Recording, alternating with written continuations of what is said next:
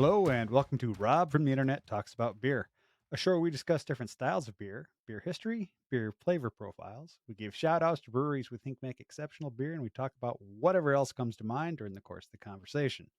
As always, I'm Rob, and if you appreciate this style of entertainment that I'm putting out there, I'd really appreciate it if you'd like and subscribe and maybe tell your friends because we've all got friends who like beer, and the more people I can tell about beer, the happier I'll be. All right, let's get started. Today, I am talking with one of my many internet friends. This is Mel from the Boozebuddy Update. Mel, if you would, tell me a little bit about yourself, how you got into the world of beer, and what you do when you're not doing beer stuff. God, I feel like I'm always doing beer stuff, but I'll try. So basically, my background is a lot of radio. So I've done radio and podcasting and things like that. I started brewing beer with my older brother, and that kind of really changed my perception because I'm like, home brewing, like that's weird stuff. Nobody wants to drink that, and we made a delicious beer, and I was like, okay, I'm in, I'm hooked.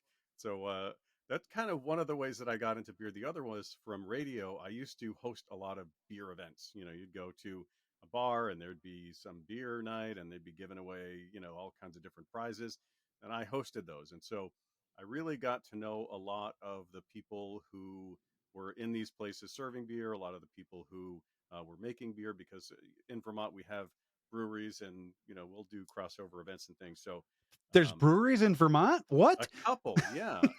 You may have heard of some of them. Yeah, we have the most brewers per capita, which is crazy. It's such a good problem to have.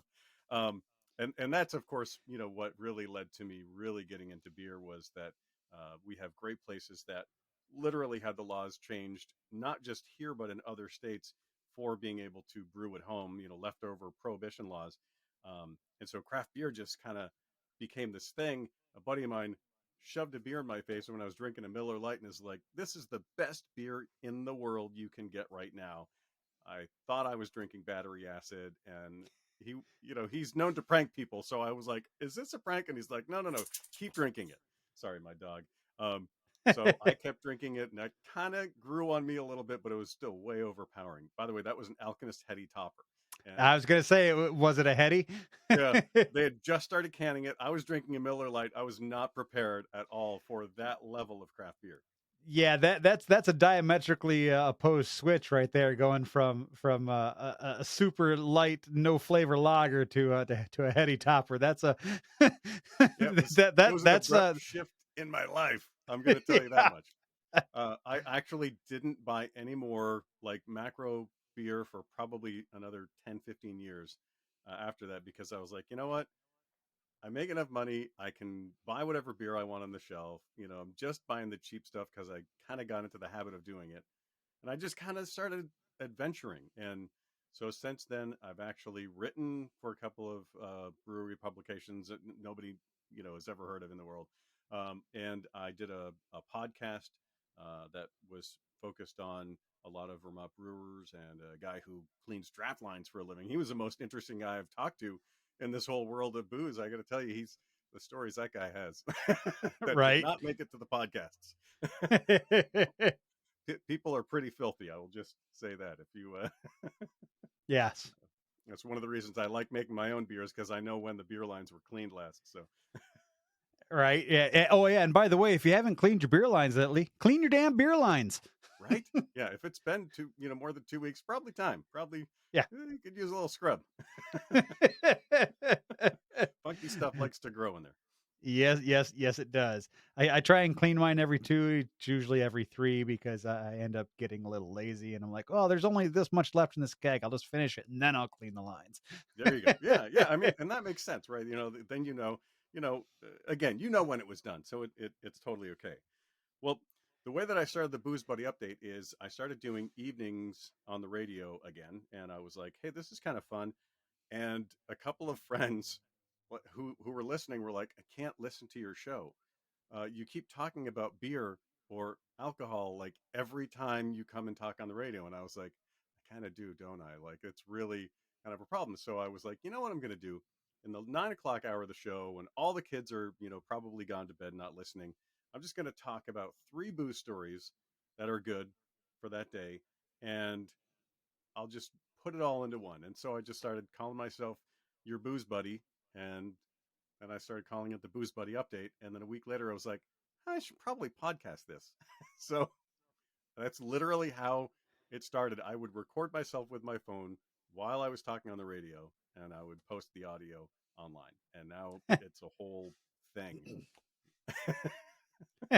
Hey, I mean, that's how things become things. You start doing Right. them, Yeah, yeah. And all because of some complaining people about me talking about alcohol. Now I talk about it all the time. Like, right? You're like, "Ha, joke's on you, suckers." right, yeah. And I talk about it in the morning. Like, so because I'm now on morning drive, like they were like, hey, your show's really good. We're going to move you to morning drive. And I was like, okay.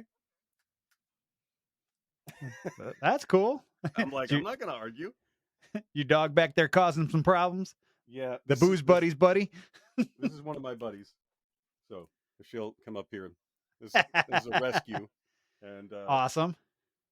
her name is Macy, but we she's a black and white dog, so we call her Macy Moo. And her other nickname is Officer Moo. And right now she's Officer on Moo. patrol. She's really pretty sure that something is trying to get into the house, and so she's patrolling over here by me back and forth. Gotcha. Gotcha. Awesome. So, Well, today we are talking about a subject that I like to talk about. That's beer, uh-huh. but we're talking about Belgian beers. Um, now, this is I have to admit, I'm not the most knowledgeable on Belgian beers. I do enjoy Belgian beers. I love a good double and I love a good quad. Um, but there's only a couple of them really that I've ever really had. So my experience with a lot of the other ones out there is kind of limited. And to be honest, most of the people that I know and most of the people that I talk to aren't really into Belgian beer. So I don't really dive that deep into them. But I've got a couple choices here today. I am going to be starting with um, from Brewery Van. I can never say this properly. Van Steenberg, uh, Gulden Draak, which translated to English is Gilded Dragon. This is their 9,000 quad, so comes in at 10.5%. They say to serve it between 8 and 12 degrees Celsius. That's about where it's at. I took it out of the fridge about 10 minutes ago. Well, that sounds like a delicious beer. I have an old friend of mine that they actually started canning. This is from Yes. Unibrew. Le Fin de Monde is made by these guys just a little bit north of us. This was actually the first beer that I had that was made outside of the state of Vermont. So Canada is literally 30 minutes away from me. Chambly, Quebec also says serve between 8 and 12 degrees. This is a Eh, Belgian triple brewed with spices. I have had that one. Seeing as I live in Canada these days, Unibrew is pretty available here. Nice, yeah. So, a lot of people, I hold up something like this, and they're like, "What is that? I don't even know what it says." Yeah, well, that's because So it's from Quebec and it's all in French. it's all in French, which actually they do have more English on it now than they used to. The bottle, I'm pretty sure, because I was like, you know what? I don't want to crack open my bottle because it's a big, Yeah, a big yeah, bottle. yeah. But yeah, this is like one of my first like big beers that I fell in love with. I was like, I want to have more of those, and Yep. and I did. Hey, there's nothing wrong with that. This one I picked this up around Christmas time.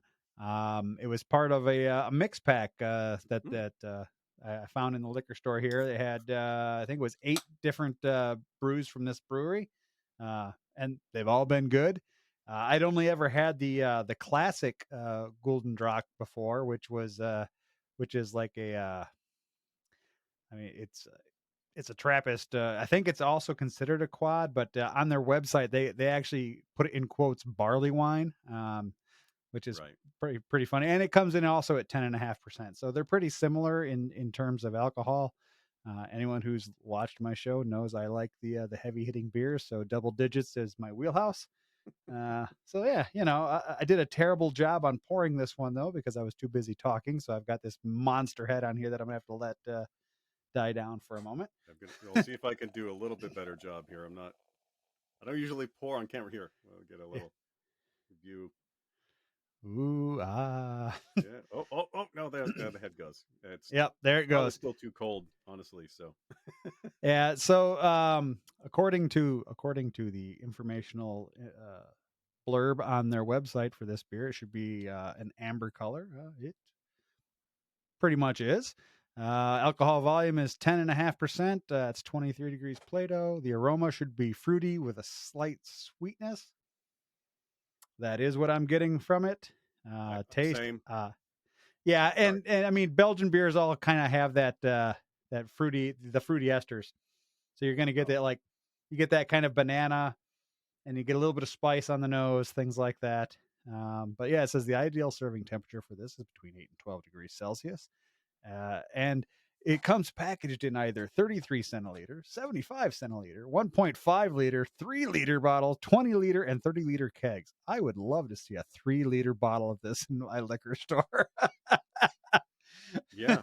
I think I've seen some, Le Fin du Monde that are that, but they never want to sell them.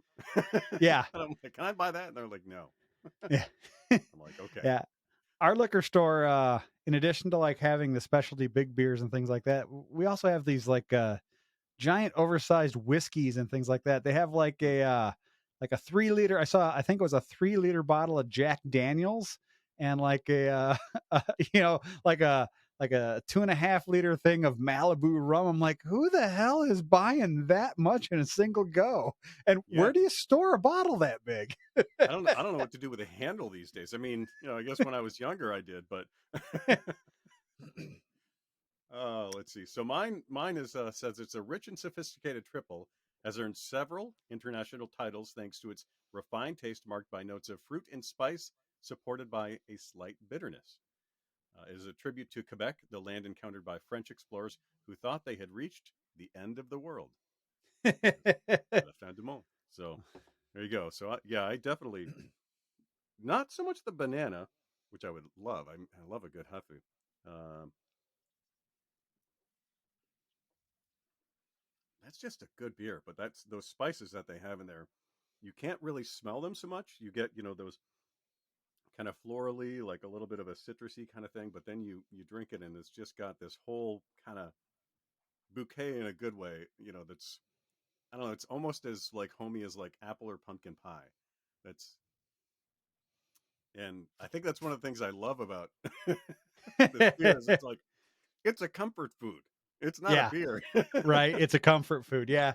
Yeah, this one, like I said, this one's got the fruitiness and a little bit of spice on the nose, which I mean that's typical for the style.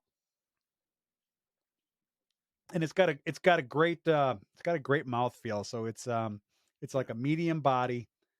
It's got a fairly quick finish, but there is a little bit of a lingering aftertaste. Just a tiny bit of like mouth coating to it. Hmm. Um, it's kind of soft. It's slightly sweet. You don't get like it's not like a malt forward beer, but you get a slightly sweetness to it. You get a little bit of the dark fruit flavors in there, so you get a little bit of like fig or a little bit of date, things like that. Maybe raisin. Um, Nice. but I it's kind of really want that one. I wish we could just hand each other. right. Yeah. Eventually, there will be a thing where you can we'll, see we'll either be able to like do that. Yeah. I mean, transporters and replicators and this is definitely like there's some similarity there. It's like it's got that nice, soft kind of velvety, mouthfeel to it, which is great. But it doesn't have like that fruitiness because boom, all of a sudden that spice comes in. That's what hangs on, for flavor afterward. Um, and then you just want another drink of it. So, um, yes, yes. Yeah, the I think the difference, the main difference between a triple and a quad is that the flip flop there because I get just a little bit of spice on this, and then you get that sweetness that's residual. And on the triple, it's typically the other way around. I mean, mhm. they're a little different grain bills and things like that too. So this has more of the darker malts and things in it, and obviously because it's this different color. It's not the bright Yeah, yellow like yours is. yeah. This definitely just much lighter, but God, it just has the mouthfeel of a much heavier beer, which is the great thing, about this beer when you when you look at it, because I used to drink it from the bottle. I never knew it was a light beer until I had my third or fourth. Yeah, that's like um Chimay, the Chimay triple, the blue. Yes, Um yeah. I didn't know the color of that one until after I was actually out of college, because in college I didn't have any glasses and I drank everything either out of the can or out of the bottle.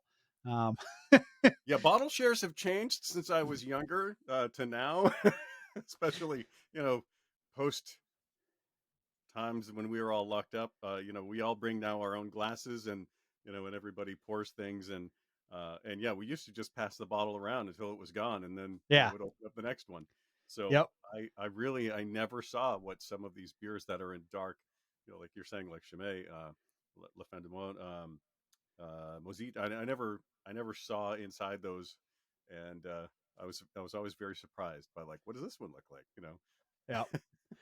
So, are Belgian beers your favorite style of beers? This is just kind of it's not my favorite style, but again, it's kind of like that comfort food of beer because of how I was introduced to it and how I came into it. So it's a beer, honestly, that I used to buy to have with girlfriends, and if they could drink the beer and be like, like, oh, this is okay, or I like this, or this is fantastic. I'm like, what's the possibility that I can actually hang out with this person, and and we're going to get along on a lot of levels. So it was kind of a test. I'd be like, okay, let's go do some takeout, and I'd pick up a bottle of this and just be like, that was the first red flag. If they didn't like beer, yeah. Seriously puts a hamper on the long-term relationship if you don't like beer. It really does. Well, my the lady that I'm married to right now, we met at a bar for our first, it was just a quickie date to just see if we liked each other, Yep. and we both arrived from different sides of the bar, and we both ordered a Blue Moon, which was the closest to kind of a decent craft beer that they had at the time. That was before Blue Moon was really well known, and so we walked around and we're both holding the same beer, and then one of us went to the restroom, and so the same thing happened again. We both ordered a Guinness because the Blue Moon was just too light. So we again walk around the bar, and we're both holding the same beer again. And I was like, I'm gonna marry this lady. I gotta keep her. Yeah, yeah, yeah. It was like, the fact that she's not having some watered down cocktail or something, and or ordering some macro lager that might as well be water. Right. It's like she makes good decisions and I don't. But Yeah. My wife and I, one of our early dates, we went to here in I live near Toronto. We went to what's called the Distillery District, from mhm, back in the early days when it was all distilleries, and Mill Street Brewing is there, and we went there, and that was one of our first dates, and we did two different flights, so we had all the different beers, and we pretty much liked the same beers, and then the ones that it was funny because there were a couple that I didn't care for that she liked, and there were a couple that she didn't care for that I liked. So I like took a drink of one. Yeah, that's not for me, and she's and just kind of swap. yeah, So it works out. My wife is into craft beer. My wife is into cider. My wife is into mead. My wife is into wine. yeah, yeah, So it's easy for me. We brew beer, we brew cider, we brew mead. yeah. So Mead is, honestly, I was blown away at how easy it was to make cider and mead.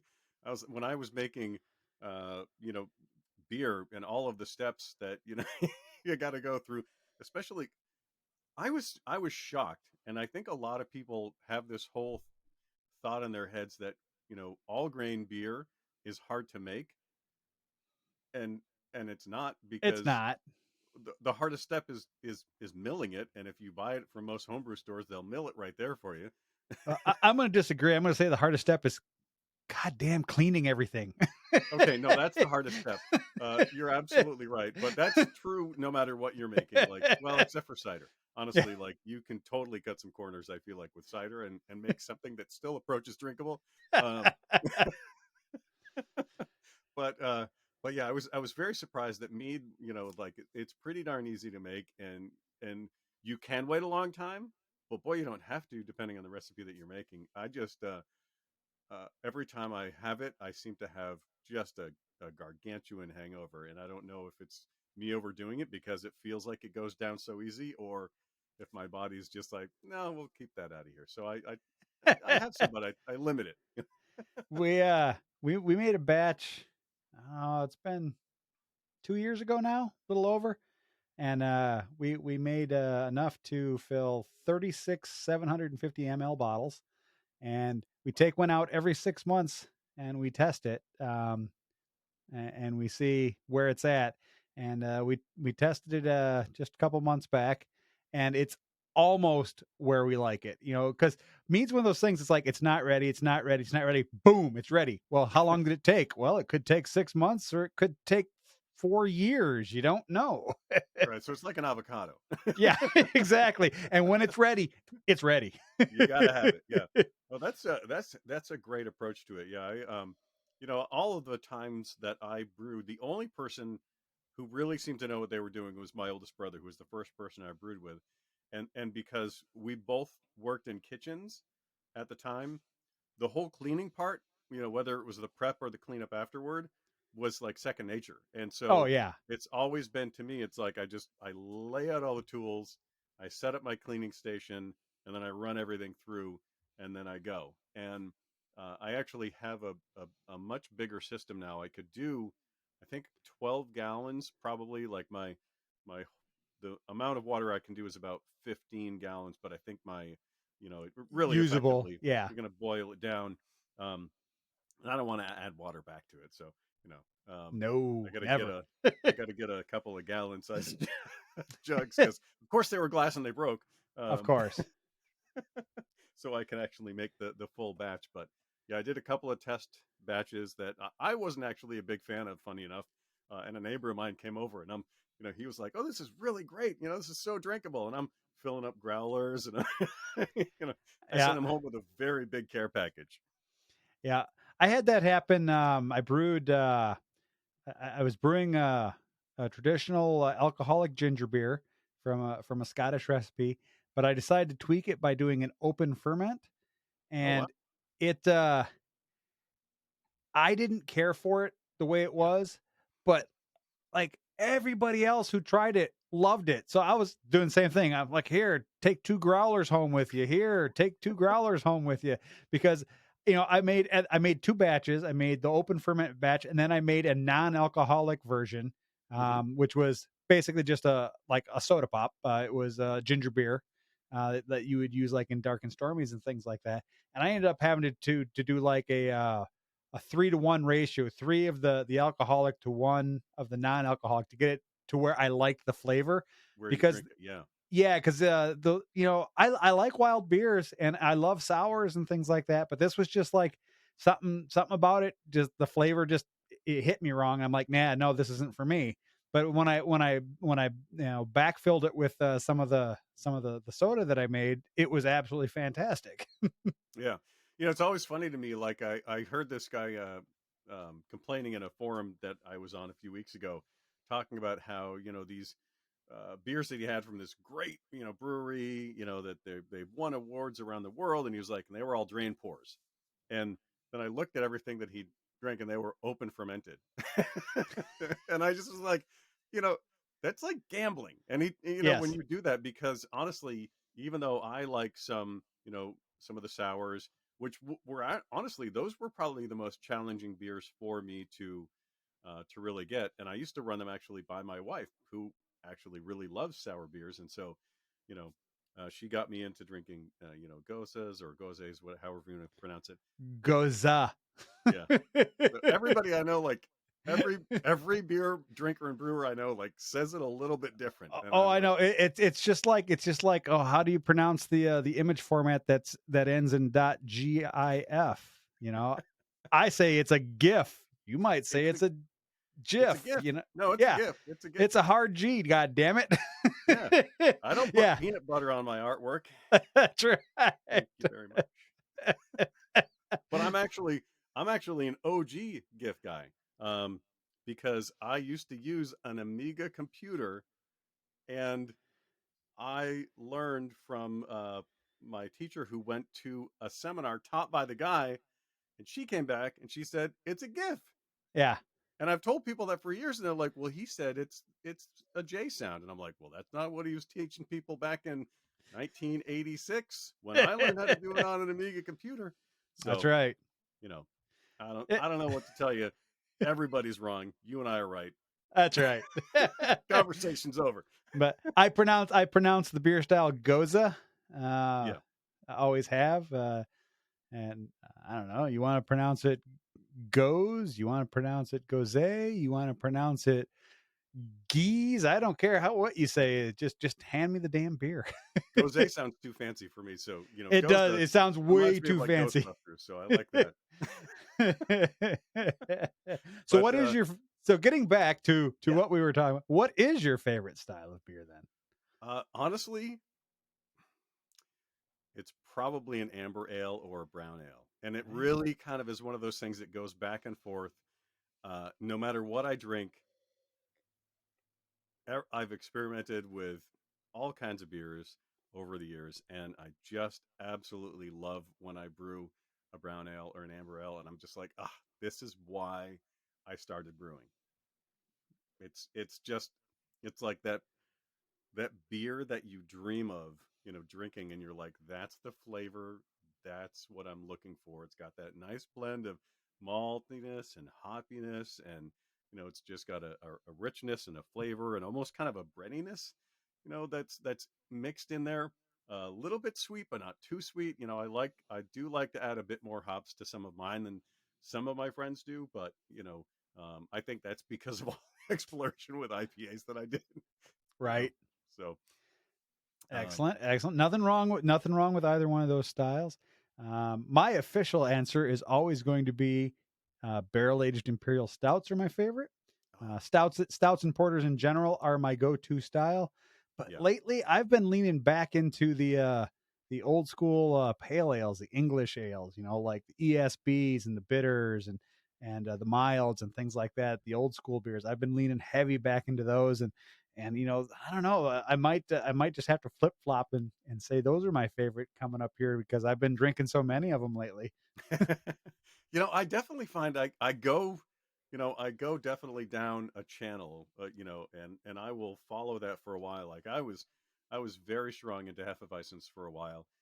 My neighbor was brewing them. I was brewing them. We were going to places and like comparing, what we were brewing versus this brewery and that brewery, um, and that was a pretty good adventure. We've definitely done a lot of lighter beers. I've done some darker beers, and I have to agree that there is nothing quite like, it's another comfort food. Like for me, it's having those barrel aged imperial stouts, man. Yep. So good.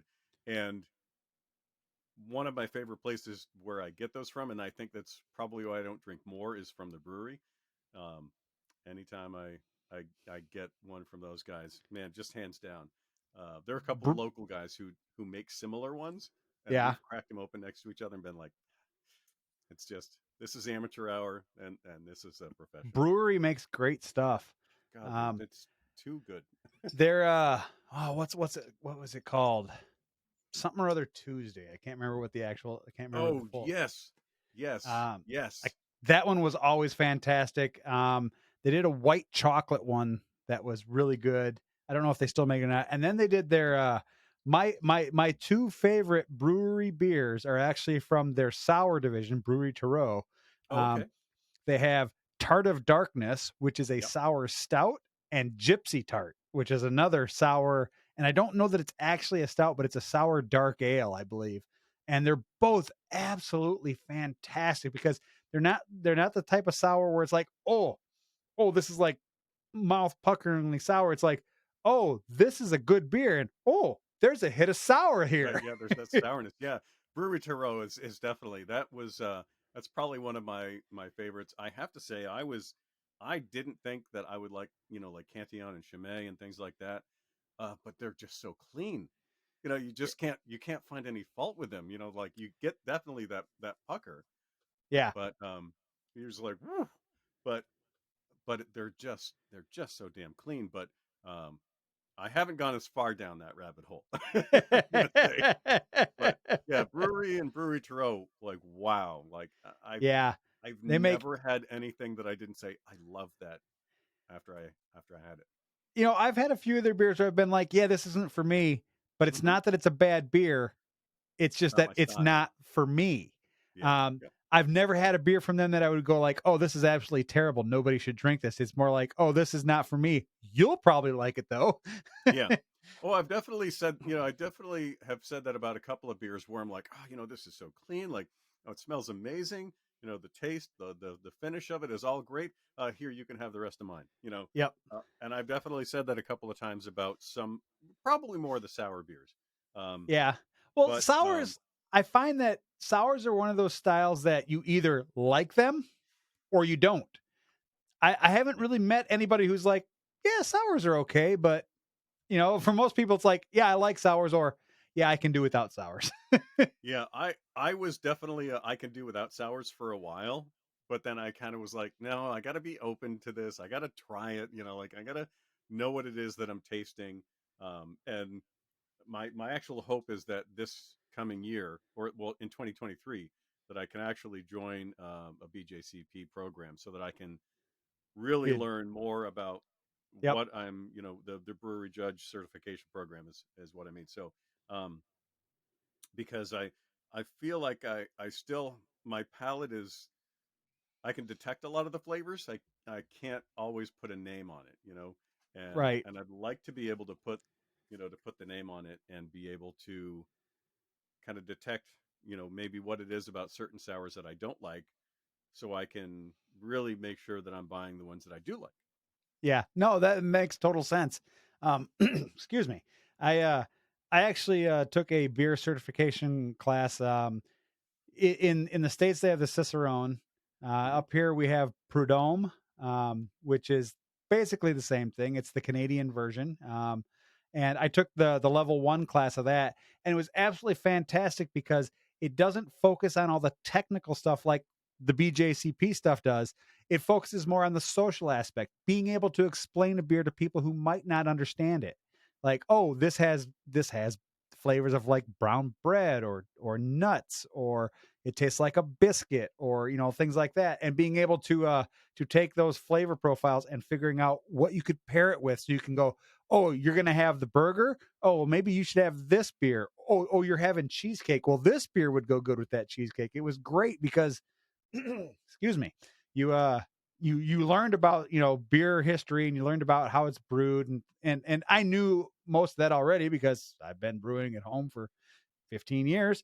Um, but it was great to learn the other aspect of it. Like, here's how these flavors come about. Here's how you describe these. Because, like you, I pick up a lot of flavors, but sometimes I'm like, I don't know how to describe this. Yeah, yeah. I'm just questioning. I'm like, how does this?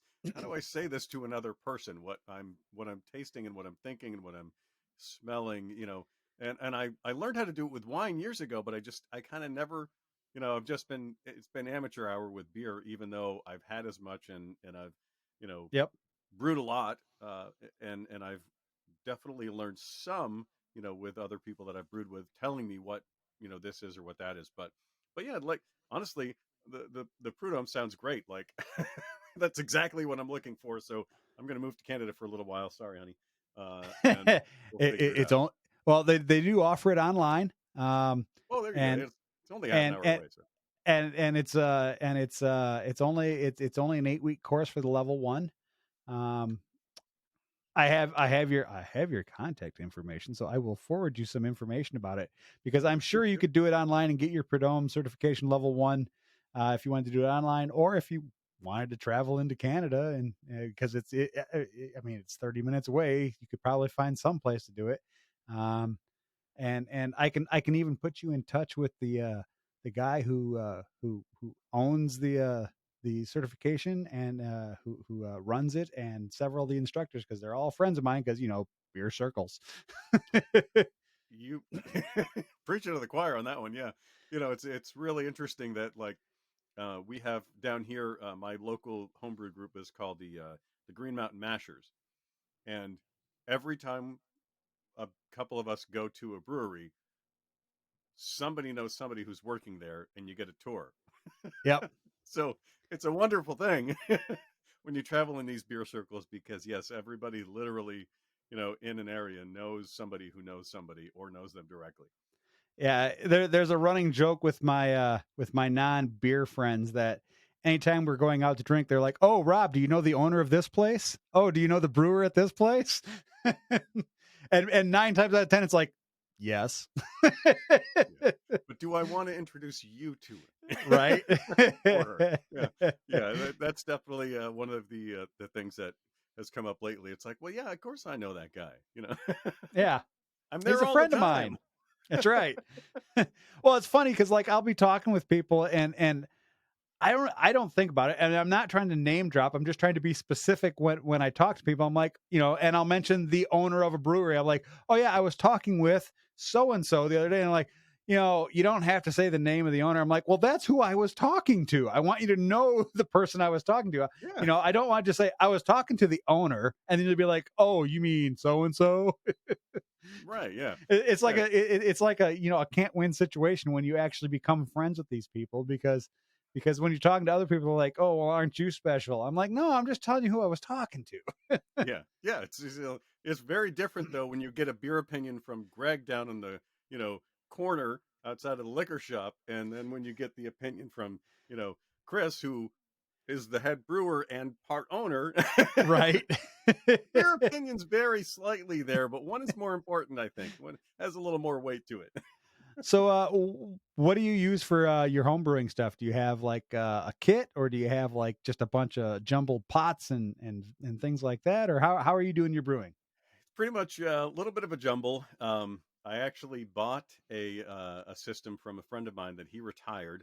Now I'm still using propane on my system at home, um, and it's actually honestly I've brewed a couple of batches of different styles on it, and it's worked out fantastically. I have really no complaints. It's still a bit manual, um, Yeah, and so I don't brew as often, but I have a neighbor who basically has a system that mimics a small brewery. He's got a system that you literally dial, the temperature in, and you dial a couple of pumps, the flow rate, etc., I and can you relate. can leave it. You can just walk away and go have a couple of beers, and you don't have to touch anything. And it's kind of amazing. The problem is that he has a very finite amount of styles that he likes, and I like to, do a little bit of exploration and a little bit of experimentation, I guess, with some of mine. And so we don't always see eye to eye on the type of style that we're going to brew that day. Right. Gotcha. So I control that a little bit by buying some of the grain and being like, "Oh, I got all this grain that I came into. Hey, I'll just bring it over to your house. You should brew this tune with that. That'd be a great beer to make Right. with that grain." Right. Well, So there's about 250 pounds of it at his house right now. I tell you what, Mel, anytime you want to come to where I live, I will let you brew whatever you would like on my system. You've seen pictures of my system, right? Because I have posted them. I Yes. mean, I have it. Jealous. I have a small commercial pilot system in my garage for people who don't know. It's a one barrel skid mount system, and you pick out what you want to brew, and you can come over anytime you want. We've got plenty of space. Give you a guest room, stay for a weekend. We'll brew some beer. We'll drink some beer. You can drive home. Look at my calendar here. Yeah. Huh. uh, How's this weekend looking? yeah. Now you're in what, Ontario area? I'm in Ontario. Yeah. So from where you are, I would probably be 16 to 20-hour drive from where you are. Yeah. Uh, It's not too bad. I no, can. because if you're going through Quebec, you can stop at a bunch of breweries along the way. Yes, take I take a couple can. days to get here, pick up some beers on your way. Yeah, I have plenty of coolers. Believe me, every day I wife and I decided we've a couple of times gone on some road trips, and so we have one cooler that we bought that as we empty it out with food and things like that, beer goes into it, and then we have another one that that's used for like the kids snacks and other things. So Right, right. there's one that I start out with, and I'll bring beers from home. And as we drive around the country, we we're swapping out the Right. beers that Hey. we're drinking with beers that we're buying, and it's a wonderful system. We've perfected it. So you know, I could definitely make it up to your and I love it. Best steak I ever had in the world was in Ontario. I'm not gonna lie. So Wow. Toronto is they have it dialed in. I'm not gonna knock the places around me that have good steak, but it's not the best. Just not the best. I went Yeah, up there for a computer training. Crazy enough, my job was actually to break the software we were testing, and I did a very good job, by the way. excellent, excellent. And then and then we went out drinking. Yes. Well, as one does. Yeah, I live about an hour and a half from Toronto and about an hour and a half from Niagara Falls. So, Oh, yeah, that's beautiful, beautiful area. So yeah, yeah, and there's plenty of breweries and wineries as of late, even more distilleries are popping up. So, you know, it was funny when I moved here. I'm originally from Illinois. I moved here, and my wife is like, "Yeah, we're only an hour from wine country." I'm like, "What the fuck are you talking about, wine country?" yeah, It turns out the entire Niagara region has some weird microclimate because of the geography and the amount of water and moisture in the air that they can grow grapes like nobody's business. yeah. It's crazy how that just sucks up all the heat from the sun in the summer, and then it just radiates. We have the same thing. We have Lake Champlain near us, and so I drive to work and I go over a mountain on my way to work. I get on the other side of that mountain and it's 10 degrees warmer Yeah, until you hit like mid-February, and then it's colder there. But yeah, then and then it warms back up. right. So Awesome. Well, microclimates are great. Mel, we've been talking for 42 minutes now. And this is the part of the show where I go, hey, this is the end of the show. Been that long. It's honestly, having a great beer makes that time fly by. So Great beer and great conversation does make time fly. If people want to hook up with you on the socials, Mel, how can they find you? well, I'm either the Booze Buddy update or the Booze Buddy, and that's pretty much where you can find me everywhere. I'm on YouTube. BoozeBuddyUpdate.com is my website, and basically, if you type in the Booze Buddy update, you're gonna find me. So And your podcast comes out how often? every weekday, every weekday Every about 7 a.m. Except for a couple of holidays here and there, I have been very consistent since September of 2021. Nice. And I assume it's available wherever people find their podcasts. You betcha. I make sure I pump it out. I check. Excellent, excellent. All right. Well, as I always say, this is the end of the show, and I'm Rob. Until next time, cheers. Cheers to you, my friend.